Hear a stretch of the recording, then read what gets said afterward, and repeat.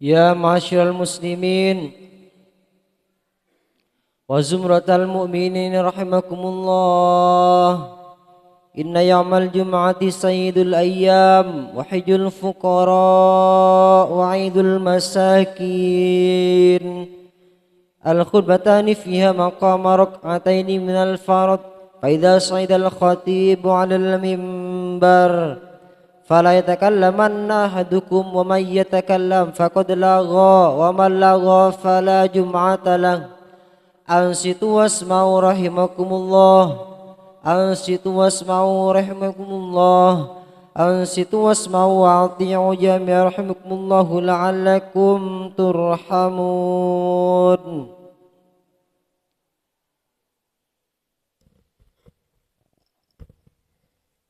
Allahumma salli ala Muhammad. Allahumma salli ala Muhammad.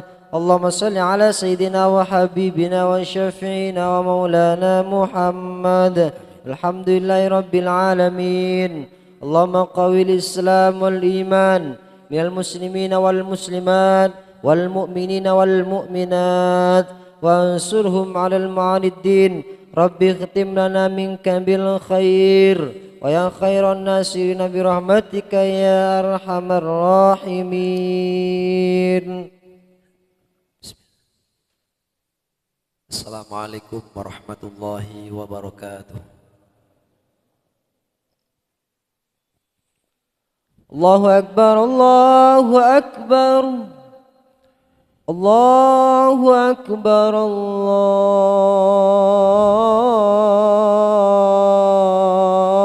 akbar. Asyhadu an la ilaha illallah. Asyhadu an la ilaha illallah.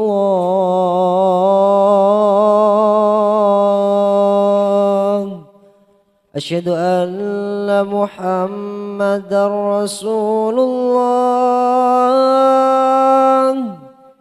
Asyhadu anna Muhammadar Rasulullah. Hayya 'alas salat.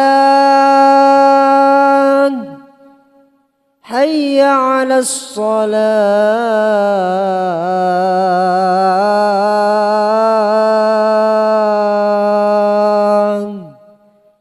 Hayya 'alal falah. Hayya 'alal falah.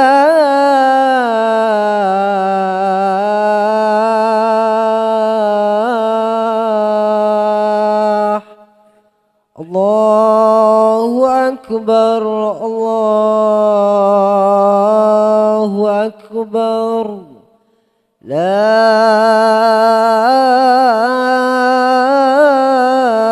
ilaha illallah.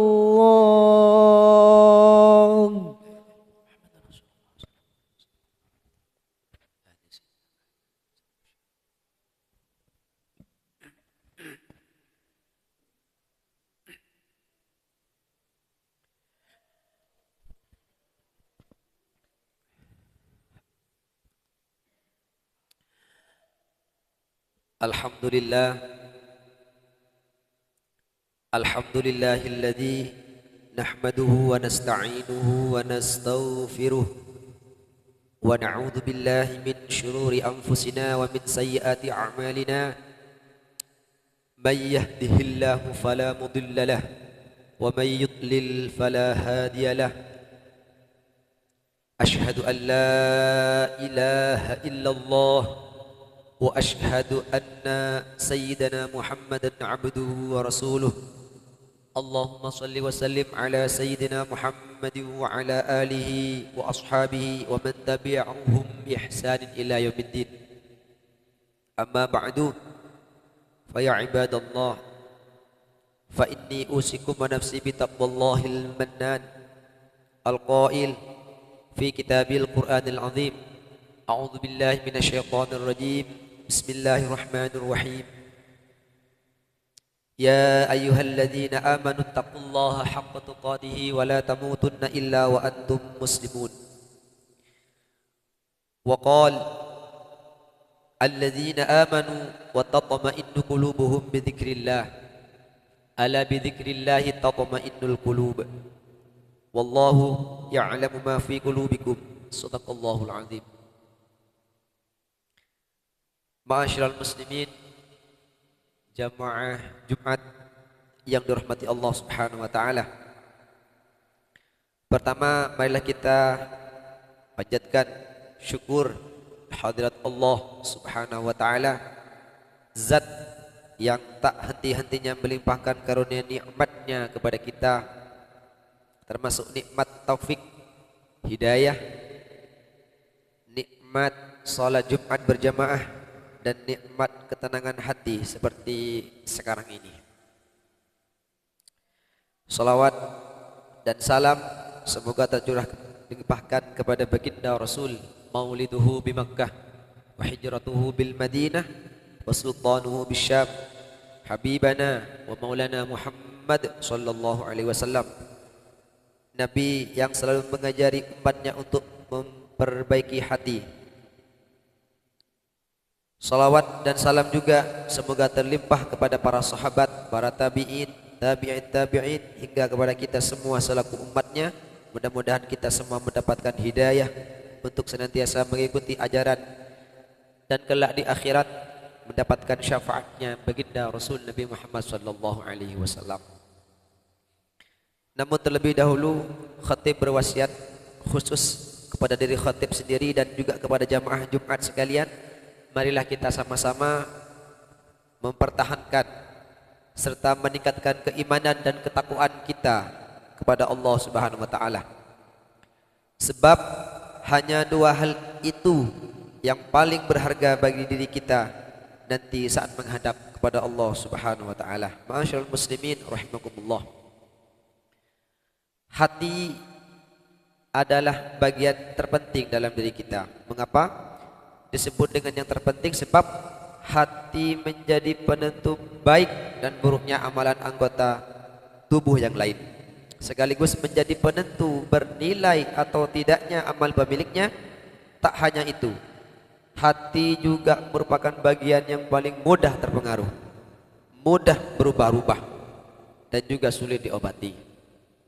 Tak heran bila para ulama tasawuf memiliki perhatian besar terhadap urusan yang satu ini. Salah satunya adalah Al-Imam Al-Ghazali dalam kitab Minhajul Abidin. Beliau mengatakan bahwa siapapun yang hendak menata laku amalnya maka harus dimulai dengan menata hati.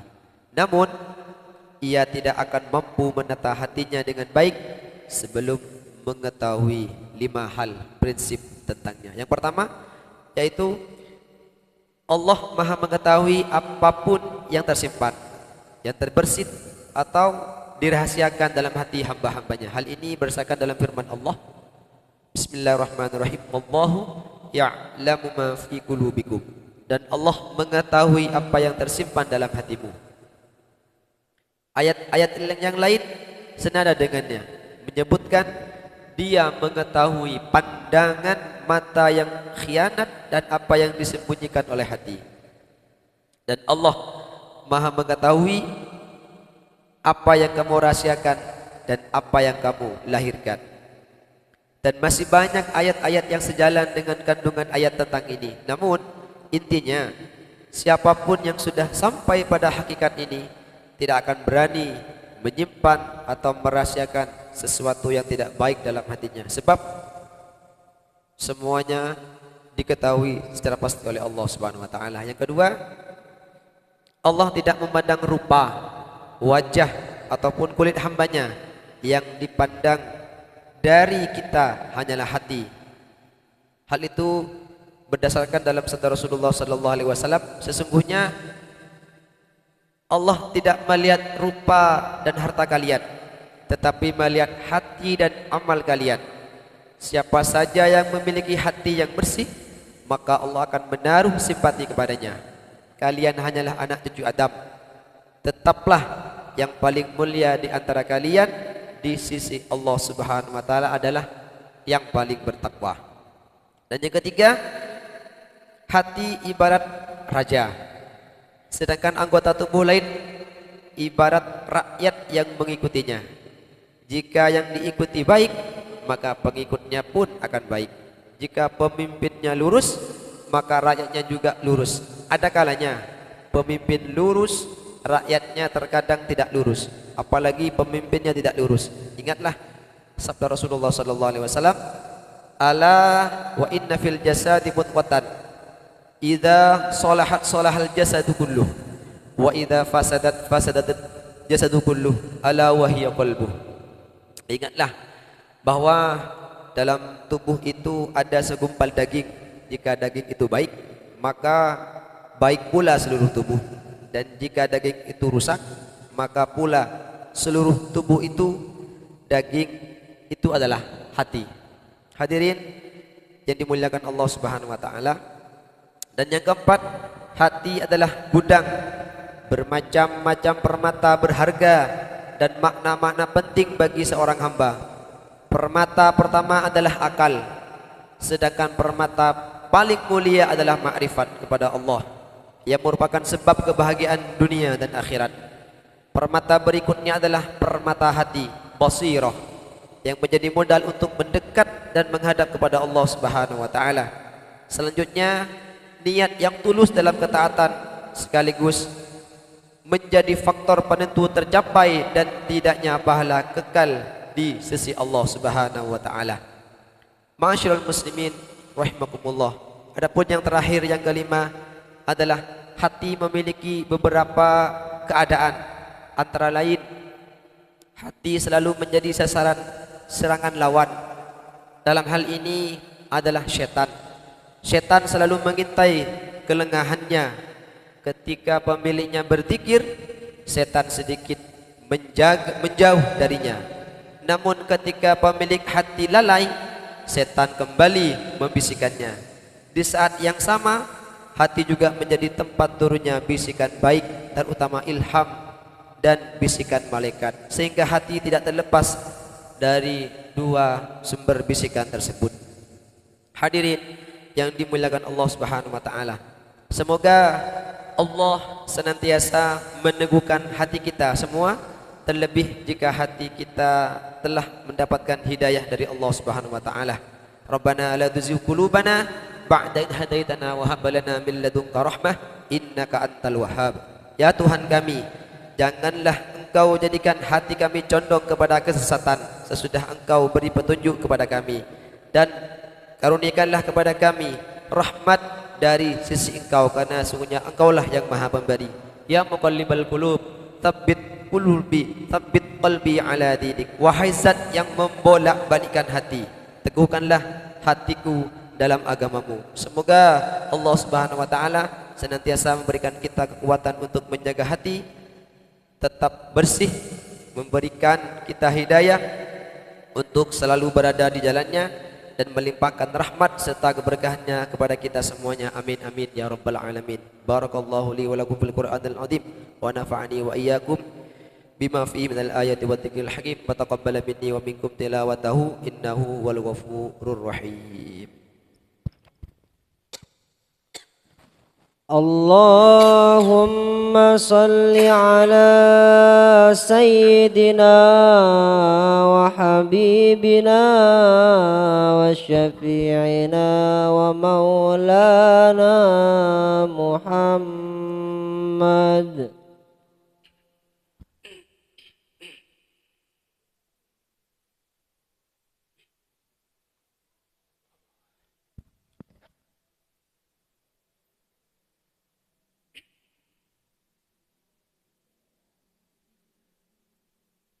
Alhamdulillah hamdan kama amar wa ashhadu an la ilaha illallah wahdahu la syarika lah irghaman liman jahada bihi wa kafar wa ashhadu anna sayyidana Muhammadan abduhu wa rasuluh sayyidul insi wal bashar. Allahumma salli wa sallim ala sayyidina Muhammad wa ala alihi wa sahbihi mattasalat ainun binadhar wa udhunun bi khabar. Amma ba'du, faya ayuhan nas ittaqullaha ta'ala وذروا الفواحش ما ظهر منها وما بطن وحافظوا على الطاعة وحضوا الجمعة والجماعة واعلموا أن الله أمركم بأمر بدا في بنفسه وثنى بملائكة قدسه فقال تعالى ولم يزل قائلا عليما إن الله وملائكته يصلون على النبي يا أيها الذين آمنوا صلوا عليه وسلموا تسليما اللهم صل وسلم على سيدنا محمد وعلى آل سيدنا محمد كما صليت على سيدنا إبراهيم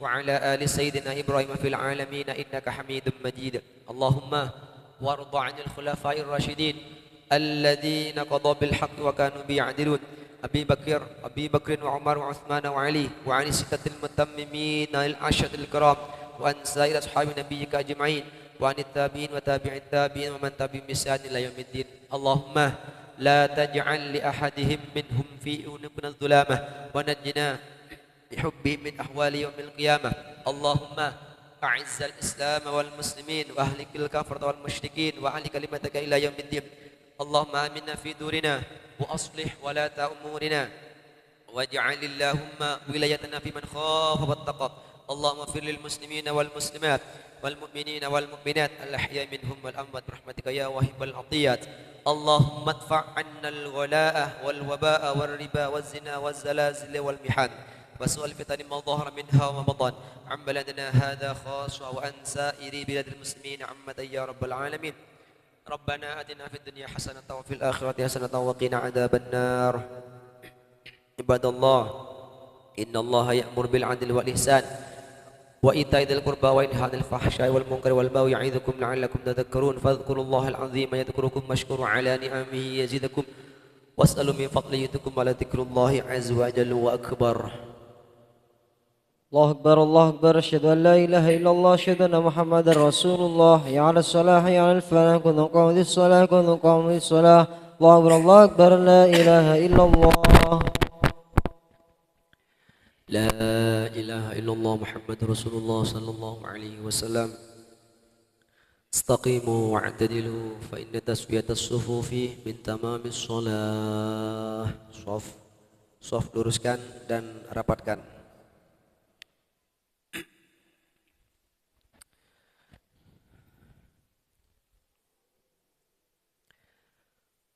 Allahu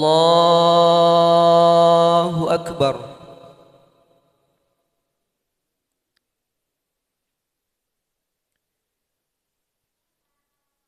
Bismillahirrahmanirrahim Alhamdulillahi Rabbil Alamin Ar-Rahmanir-Rahim Maliki Yawmiddin Iyyaka na'budu wa iyyaka nasta'in ihdinas siratal mustaqim Siratal ladzina an'amta 'alaihim ghairil maghdubi 'alaihim waladdallin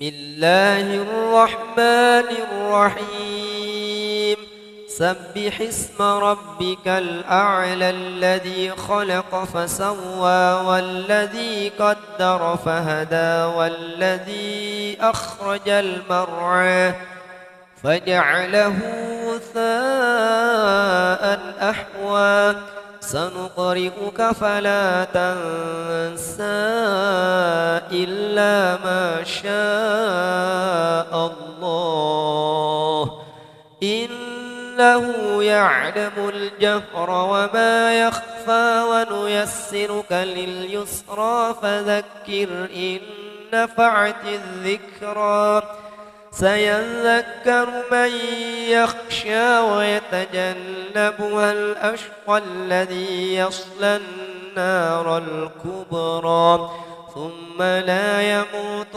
فيها ولا يحيا قد أفلح من تزكى وذكر اسم ربه فصلى بل تؤثرون الحياة الدنيا والآخرة خير وأبقى إن هذا لفي الصحف الأولى صحف إبراهيم وموسى. الله أكبر.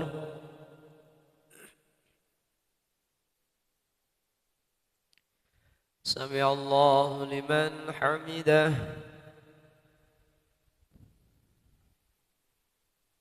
الله أكبر. الله أكبر.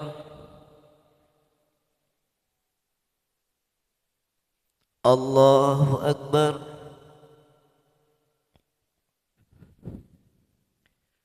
الله أكبر. بسم الله الرحمن الرحيم. الحمد لله رب العالمين الرحمن الرحيم مالك يوم الدين إياك نعبد وإياك نستعين اهدنا الصراط المستقيم صراط الذين أنعمت عليهم غير المغضوب عليهم ولا الضالين.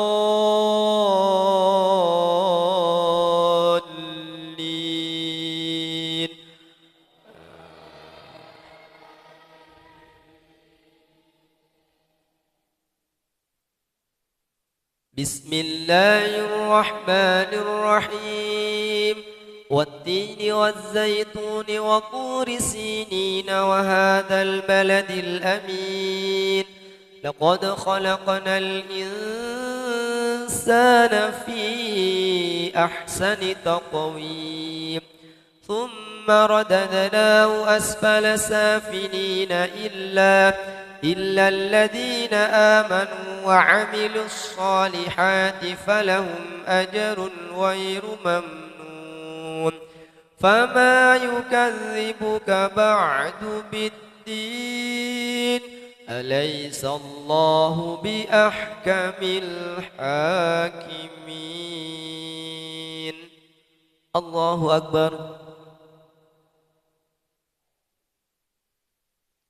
سمع الله لمن حمده. الله أكبر.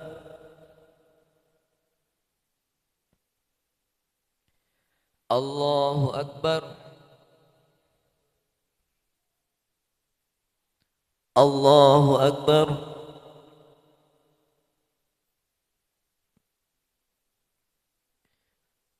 الله أكبر.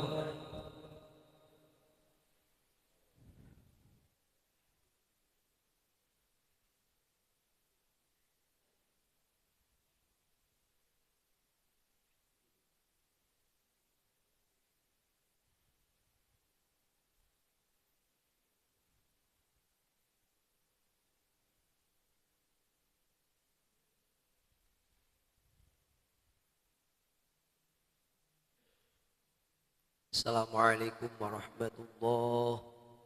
Assalamualaikum warahmatullahi. Al-Fatihah lillahi wa li syafa'ati Rasulillah Muhammadin sallallahu alaihi wasallam. Al-Fatihah. Bismillahirrahmanirrahim. Alhamdulillahi rabbil alamin arrahmanir rahim maliki yaumiddin iyyaka na'budu wa iyyaka nasta'in ihdinas siratal mustaqim صراط الذين أنعمت عليهم غير المغضوب عليهم ولا الضالين آمين. بسم الله الرحمن الرحيم الحمد لله رب العالمين الرحمن الرحيم مالك يوم الدين إياك نعبد وإياك نستعين اهدنا الصراط المستقيم صراط الذين أنعمت عليهم غير المغضوب عليهم ولا الضالين آمين. بسم الله الرحمن الرحيم الحمد لله رب العالمين الرحمن الرحيم مالك يوم الدين إياك نعبد وإياك نستعين اهدنا الصراط المستقيم صراط الذين أنعمت عليهم غير المغضوب عليهم ولا الضالين آمين. بسم الله الرحمن الرحيم الحمد لله رب العالمين الرحمن الرحيم مالك يوم الدين إياك نعبد وإياك نستعين اهدنا الصراط المستقيم صراط الذين أنعمت عليهم غير المغضوب عليهم ولا الضالين آمين. بسم الله الرحمن الرحيم الحمد لله رب العالمين الرحمن الرحيم مالك يوم الدين إياك نعبد وإياك نستعين اهدنا الصراط المستقيم صراط الذين أنعمت عليهم غير المغضوب عليهم ولا الضالين آمين. بسم الله الرحمن الرحيم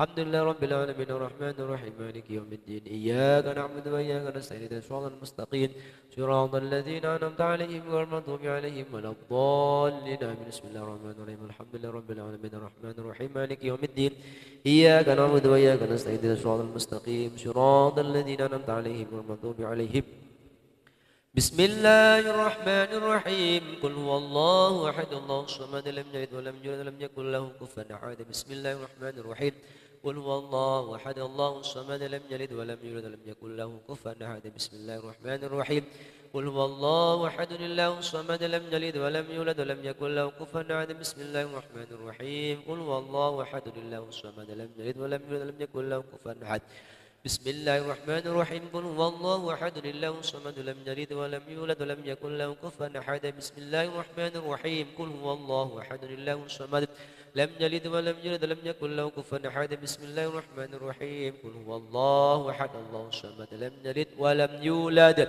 ولم يكن له كفوا أحد بسم الله الرحمن الرحيم قل أعوذ برب الفلق من شر ما خلق ومن شر غاسق إذا وقب ومن شر النفاثات في العقد ومن شر حاسد إذا حسد بسم الله الرحمن الرحيم قل أعوذ برب الفلق من شر ما خلق ومن شر غاسق إذا وقب ومن شر النفاثات في العقد ومن شر حاسد إذا حسد بسم الله الرحمن الرحيم قل أعوذ برب الفلق من شر ما خلق ومن شر غاسق إذا وقب ومن شر النفاثات في العقد ومن شر حاسد إذا حسد بسم الله الرحمن الرحيم قل أعوذ برب الفلق من شر ما خلق ومن شر غاسق إذا وقب ومن شر النفاثات في العقد ومن شر حاسد إذا حسد بسم الله الرحمن الرحيم قل أعوذ برب الفلق من شر ما خلق ومن شر غاسق إذا وقب ومن شر النفاثات في العقد ومن شر حاسد إذا حسد بسم الله الرحمن الرحيم قل أعوذ برب الفلق ومن شر ما خلق ومن شر غاسق إذا وقب ومن شر النفاثات في العقد ومن شر حاسد إذا حسد بسم الله الرحمن الرحيم قل أعوذ برب الفلق من شر ما خلق ومن شر غاسق إذا وقب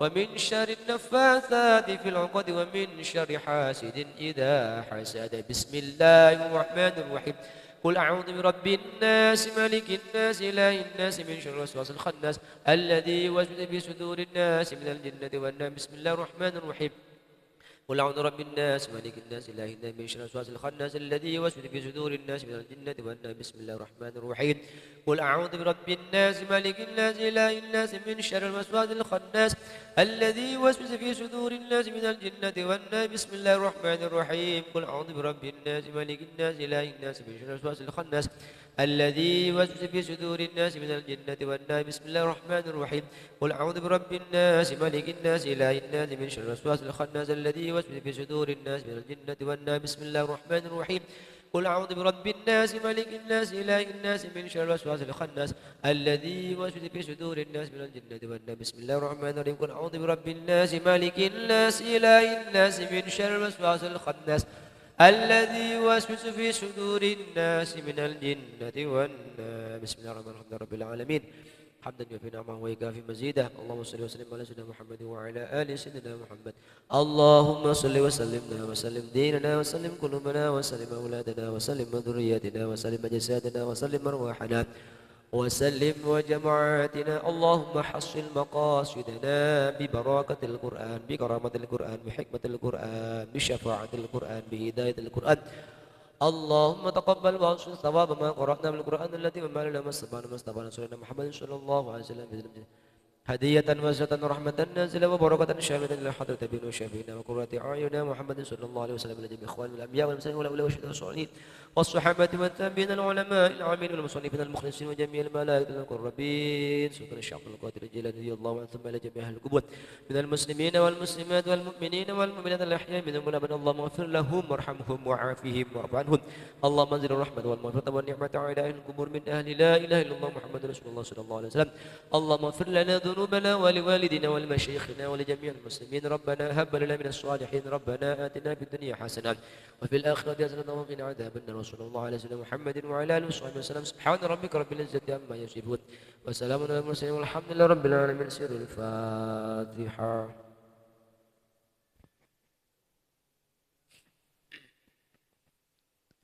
صراط الذين إلهي لست للفردوس آلا ولا أقوى على نار لي توبة واغفر ذنوبي فإنك غافر الذنب إلهي لست للفردوس أهلا ولا على نار الجحيم فهب لي توبة واغفر ذنوبي فإنك غافر الذنب العظيم إلهي لست للفردوس أهلا ولا أقوى على نار الجحيم فهب لي توبة واغفر ذنوبي فإنك غافر